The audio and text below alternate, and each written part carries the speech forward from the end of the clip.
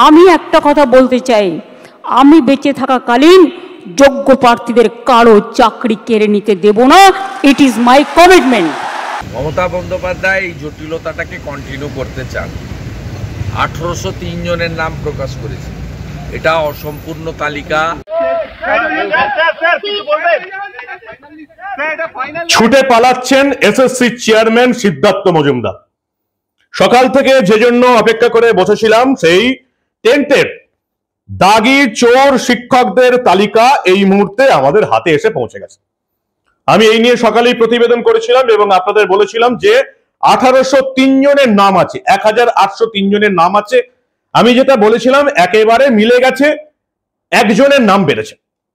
SSC আজকে দাগি চোর শিক্ষকদের নামের তালিকা প্রকাশ করে দিল।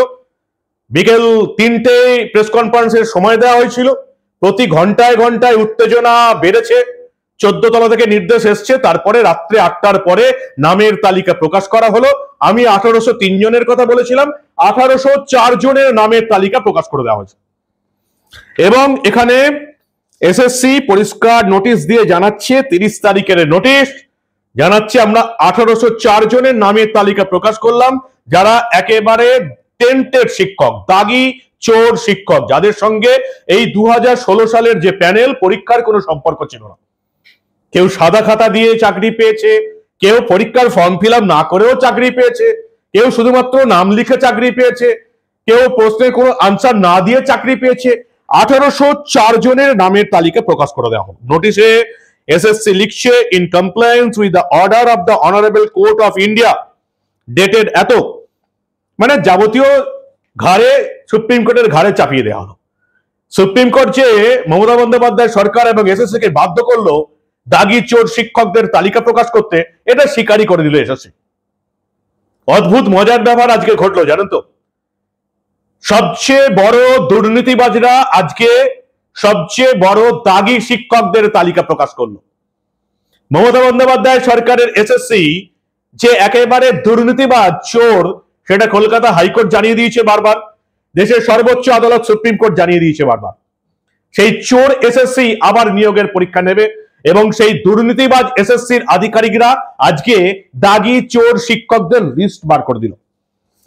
অনেক পাতার লিস্ট, প্রত্যেকের নাম ধরে ধরে আমি আপনাদের শোনাতে পারবো না, তাহলে পুরো প্রতিবেদনটা হয়ে যাবে। প্রত্যেকটা লিস্টের নাম আমাদের রয়েছে।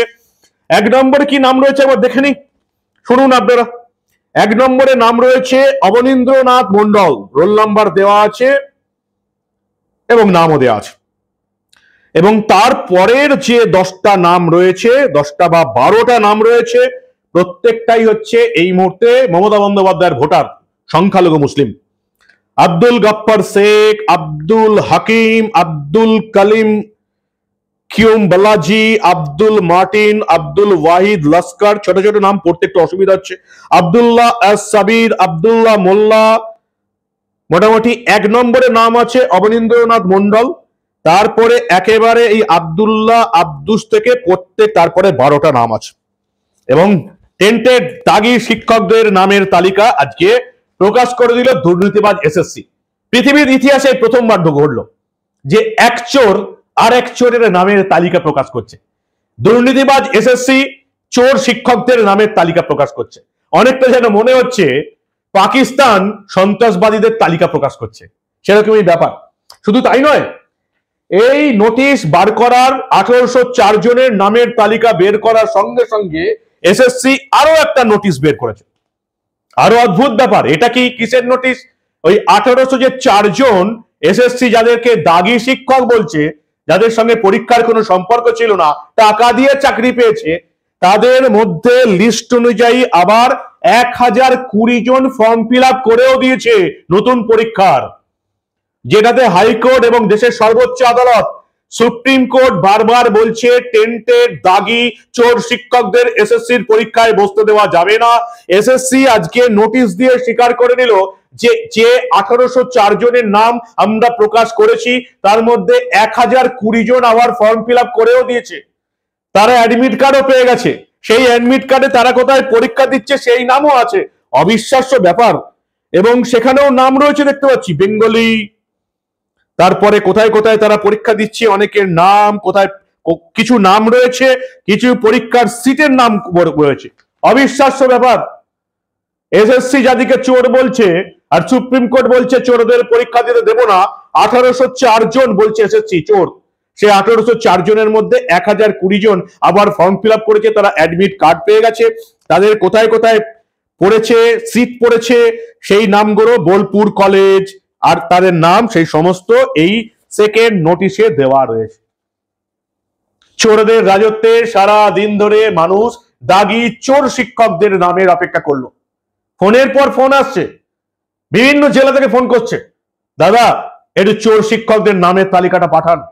এই হচ্ছে আমাদের রাজ্যের অবস্থা। 3 বছর ধরে চিৎকার করো যে বাংলার ঘুমিয়ে থাকা বাঙালির ঘুম ভাঙাতে পারছি না, তারা আজকেও ঘুম ভেঙে জেগে উঠবে এমন আশাও করছি না।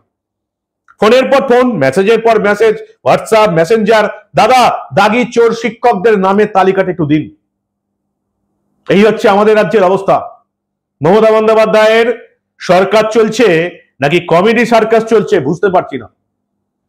এসএসসি চেয়ারম্যান লিস্ট বের করে কোন রকমের ছুটে পালিয়ে গেলেন। বিকাল 4টের সময় একবার লিস্ট প্রকাশ হলো, সঙ্গে সঙ্গে তুলে নেওয়া হলো, তারপরে আবার লিস্ট প্রকাশ হয়েছে, সঙ্গে সঙ্গে আমি একেবারে ডাউনলোড করে রেখেছি যাতে আর পালাতে না পারে। এসএসসি চেয়ারম্যান সিদ্ধার্থ মজুমদার পরিষ্কার ছুটে পালালেন, কারোর কোনো প্রশ্নের উত্তর দিলেন না। দেখুন আমাদের রাজ্যের এসএসসি চেয়ারম্যান সাংবাদিকদের ভয়ে ছুটে পালাচ্ছে।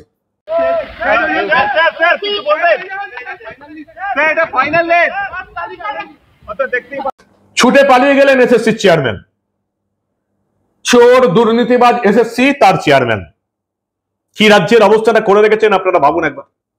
এবার আপনাদের বাংলার ভোটারদের ভাবার পালা। আমাদের রিপোর্টার সানিয়া, তাকে আমি পাঠিয়েছিলাম এই স্টোরিটা কভার করতে। দুপুর 1টা থেকে এসএসসির অফিসে বসেছিল, 8:30, 8টা, 8:30 সময় লিস্ট প্রকাশ হলো। এতটা হাস্যকর ব্যাপার, বাচ্চা মেয়ে তো এখনো তো আপনারা জানেন সাংবাদিকতা পড়ছে আমাদের রিপোর্টার, এরকম হাস্যকর দৃশ্য যে আগে দেখেনি, অভিজ্ঞতা কম। কি বলছে আমাদের রিপোর্টার সানিয়া স্পট থেকে, শুনুন ভালো করে। হাসবো কিনা বুঝতে পারছি না। সে সকাল থেকে আপনারা জানেন এসএসসি ভবনের সামনে দাঁড়িয়ে আছি, সকাল গড়িয়ে দুপুর গড়িয়ে বিকেল হয়ে রাত হয়ে গেল, শেষমেশ লিস্টটা প্রকাশ হলো। ঠিক যেই অযোগ্যদের তালিকা দেওয়ার কথা ছিল মানে এসএসসি, অর্থাৎ সেই চোরেদের তালিকা, সেটা শেষমেশ প্রকাশ হলো 8টা নাগাদ। তবে এই তালিকা প্রকাশের পর চেয়ারম্যানের পক্ষ থেকে আমরা কোনো মন্তব্য আশা করেছিলাম, কিন্তু চেয়ারম্যান কি করলেন, লিস্টটা কোনোভাবে প্রকাশ করেই পালিয়ে গেলেন। হ্যাঁ, পালিয়ে গেছে কেন বলছি, কারণ এই যে দেখছেন এসএসসি ভবনের সামনে আমরা যে এতক্ষণ ধরে বসে আছি, চেয়ারম্যান লিস্ট প্রকাশ হতে না হতে 8টার সময় লিস্ট প্রকাশ হলো এবং কিছুক্ষণের মধ্যে তিনি বেরিয়ে গেলেন। এই যে এতক্ষণের যে অপেক্ষা, শেষমেশ কয়েকটা কথাও বললেন না। এ কেমন চেয়ারম্যান? হাসবো না তো কি করব বুঝতে পারছি না। যে সকাল থেকে যে টানা অপেক্ষা করে চলেছি আমরা, শেষমেশ এত যে দুর্নীতি, 26,000 চাকরি যে দুর্নীতির জন্য চলে গেল, সেই তালিকাটা প্রকাশ হলো এবং চেয়ারম্যান কোনো জবাব না দিয়ে পালিয়ে যেতে হলো চেয়ারম্যানকে। আজব রাজ্যে বাস করছি আমরা। ছুটে পালাচ্ছেন এসএসসি চেয়ারম্যান সিদ্ধার্থ মজুমদার। এই চোর দুর্নীতিবাজ এসএসসির হাতেই আবার নিয়োগের দায়িত্ব তুলে দিয়েছে সুপ্রিম কোর্ট। অবিশ্বাস্য আইন। যাদেরকে সুপ্রিম কোর্ট বলছে চোর এবং দুর্নীতিবাজ, সেই এসএসসির হাতে আবার নিয়োগের দায়িত্ব, আবার চুরির দায়িত্ব। ছুটে পালালেন চেয়ারম্যান, সাংবাদিকদের প্রশ্নের উত্তর নেই। সুকান্ত মজুমদার, কেন্দ্রের শিক্ষামন্ত্রী, শিক্ষা প্রতিমন্ত্রী, কি বলছেন সুকান্ত মজুমদার? বলছেন যারা টাকা দিলেন টেন্টেড চোর শিক্ষক, তাদের তালিকাতে প্রকাশ হলো। যারা টাকা হাত পেতে নিলেন সেই চোর এসএসসির আধিকারিকরা, তৃণমূলের নেতা মন্ত্রীরা, সেই দাগী অপরাধীদের নাম কবে আমরা দেখতে পাবো? সঠিক কথা বলেছেন সুকান্ত মজুমদার, রাজ্য বিজেপির প্রাক্তন সভাপতি এবং দেশের 2টি দপ্তরের প্রতিমন্ত্রী বলছেন দাগী শিক্ষকদের নামের তালিকাতে আমরা দেখতে পেলাম। দাগী শিক্ষকরা যাদেরকে টাকা দিয়ে নিজেদেরকে দাগী বানাতে বাধ্য হলো চাকরি পাওয়ার জন্য, কাদের হাতে টাকা দিল তাদের নামের তালিকা আমরা কবে দেখতে পাবো? মমতা বন্দ্যোপাধ্যায় সরকার কি কারা টাকা নিল সেই তালিকা কি প্রকাশ করতে পারবে?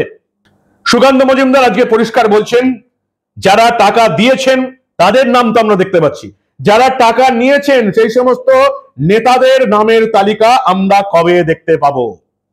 1804 জনের নামের তালিকা হয়েছে, আরো অনেকে আছে। এসএসসি যতটা পেরেছে কমিয়ে নামের তালিকা বার করেছে। এই 1804 জন কি আগামীকাল থেকে, যারা আর এসএসসির পরীক্ষায় বসতে পারবে না, আগামীকাল থেকে কি নেতা নেত্রীদের বাড়িতে যাবে এবং তাদের বাড়িতে গিয়ে কি টাকা ফেরতের দাবি তুলবে, সেটাই এখন দেখার। শুভেন্দু অধিকারী বলছেন, রাজ্যের বিরোধী দলনেতা বলছেন এই তালিকা অসম্পূর্ণ, যতটা সম্ভব কম করে তালিকা তৈরি হয়েছে। কি বললেন রাজ্যের বিরোধী দলনেতা, দেখুন আপনারা। মমতা বন্দ্যোপাধ্যায় এই জটিলতাটাকে কন্টিনিউ করতে চান। 1803 জনের নাম প্রকাশ করেছে, এটা অসম্পূর্ণ তালিকা। আমি আপনাকে বলছি, এসআইআরে যেমন আমি বলি যে 4 দফা নাম থাকবে না, বারে বারে বলি, ভবিষ্যতেও বলবো, বাকিদের নাম থাকবে, কোনো চিন্তার কারণ নেই। এক্ষেত্রেও এই যে তালিকার ক্ষেত্রে মানে সুপ্রিম কোর্ট, ডিভিশন বেঞ্চ এবং এর আগে অভিজিৎ গাঙ্গুলির যে অর্ডার, এতে কিন্তু 4 জনের নাম তারা অযোগ্য। কারা? যারা ওয়েবার টেম্পারিং হয়েছে তারা 1 নম্বর, একদম ক্রিস্টাল ক্লিয়ার। আপনার প্যানেলের যে টাইম ছিল সেই মেয়াদ উত্তীর্ণ পরে যারা নিয়োগ পেয়েছে তারা, আপনার র্যাঙ্ক জাম্প যাদের হয়েছে তাদের, এবং সাদা খাতাতে যারা চাকরি, এই 4 ধরনের লোকের চাকরি থাকতে পারে না। এবং এই সংখ্যাটা 6000 সামথিং, যেটা 22 সালে গাঙ্গুলি মহোদয় একদম সংখ্যা করে অর্ডার করেছিলেন। পরবর্তীকালে ডিভিশন বেঞ্চ সেই অর্ডার কন্টিনিউ করেছে, সুপ্রিম কোর্ট ওদেরই টেন্টেড বলেছে। এটা তো একটা দিক গেল। অন্যদিকে স্বাধীনতার পরে কোথাও হয়নি, এমনকি ত্রিপুরায় যে বাম সরকারের 10,000 সামথিং প্রাইমারি গেছিল, সেখানেও কিন্তু সরকার তাদের অযোগ্য স্বীকার করেনি। এখানে অন রেকর্ড 1803 জনের চাকরি অবৈধভাবে মমতা ব্যানার্জি সরকার দিয়েছে, স্বীকার করার মধ্য দিয়ে প্রমাণিত হলো এই সরকার, যারা সংবিধানকে সামনে রেখে অন্তর্ভুক্তির শপথ নিয়েছে, তারা এই ধরনের বেআইনি কাজ করেছে। এবং এটা সম্পূর্ণভাবে কোনো নির্বাচিত সরকার করতে পারে না। এবং তাদের যে ব্যুরোক্রেসি এই কাজে সহযোগিতা করেছে তা মারাত্মক। আমাদের রাজ্যের মুখ্যমন্ত্রী মমতা বন্দ্যোপাধ্যায় বলেছিলেন, আমি কমিটমেন্ট করছি যারা যোগ্য তাদের চাকরি তো যেতে দেবই না, যারা অযোগ্য তাদের ব্যাপারটাও আমি পরে দেখব। মমতা বন্দ্যোপাধ্যায় কয়েক মাস পরে এই 26,000 শিক্ষক শিক্ষিকা অশিক্ষক কর্মচারী এবং গোটা বাংলার মানুষ বুঝতে পেরেছে মমতা বন্দ্যোপাধ্যায় কত বড় ঢপবাজি দিয়েছিলেন। লিস্ট প্রকাশ হয়ে গেল, 1804 জনের নাম, যতটা সম্ভব কম করে তৈরি হয়েছে এই লিস্ট। 8-10 হাজার তো হবেই টেন্টেড, যারা টাকা দিয়ে চাকরি পেয়েছে মিনিমাম। এখন দেখা দরকার যে এই নিয়েও আবার মামলা হয় কিনা। 1804 জনের নামের তালিকা শুধু প্রকাশ হলো না, তার মধ্যে 1020 জনের নামের তালিকা প্রকাশ করতে বাধ্য হলো সুপ্রিম কোর্টের নির্দেশে, যারা আবার সুপ্রিম কোর্টের নির্দেশকে বুড়ো আঙুল দেখিয়ে আবার এসএসসির পরীক্ষার ফর্ম ফিল আপ করে দিয়েছে। অবিশ্বাস্য। চোর দুর্নীতিবাজের সরকার চলছে, অযোগ্য অপদার্থ চোর দুর্নীতিবাজের সরকার চলছে। আর কি করবেন? এদেরকেই আপনারা ভোট দিয়ে এই রাজ্যে 3 বার মাথায় বসিয়ে রেখেছেন। পাড়ার ক্লাব চালানোর যোগ্যতা নেই। চুরি দুর্নীতি ছাড়া এই রাজ্য সরকারের নেতা মন্ত্রীরা কিচ্ছু বোঝে না। কি কি চুরি করেছে শুধু একবার মিলিয়ে দেখুন। আর চোরদের রাজত্ব চলছে এখানে। ভারতবর্ষের সব রাজ্য এগিয়ে যাচ্ছে, আমাদের পশ্চিমবঙ্গ পিছিয়ে যাচ্ছে। বাংলার ভোটারদের এবার ঠিক করতে হবে তারা এবার কি চায়। এই রাজ্যে পরিবর্তন চাই নাকি এই চোর দুর্নীতিবাজের সরকারটাকেই আবার চাই, এটা বাংলার ভোটারদের এবার সিদ্ধান্ত নিতে হবে। কি বলবেন আপনারা? কমেডি সার্কাস চলছে, চোর জোচ্চোরদের সরকার চলছে। কমেডির অভাব নেই। চাকরি থাকুক না থাকুক, আর কিছু থাকুক না থাকুক, চোরদের কমেডির অভাব নেই। আপনাদের মূল্যবান এবং গুরুত্বপূর্ণ মতামত জানান দা নিউজ বাংলার কমেন্ট সেকশনে। দেখতে থাকুন দা নিউজ বাংলা।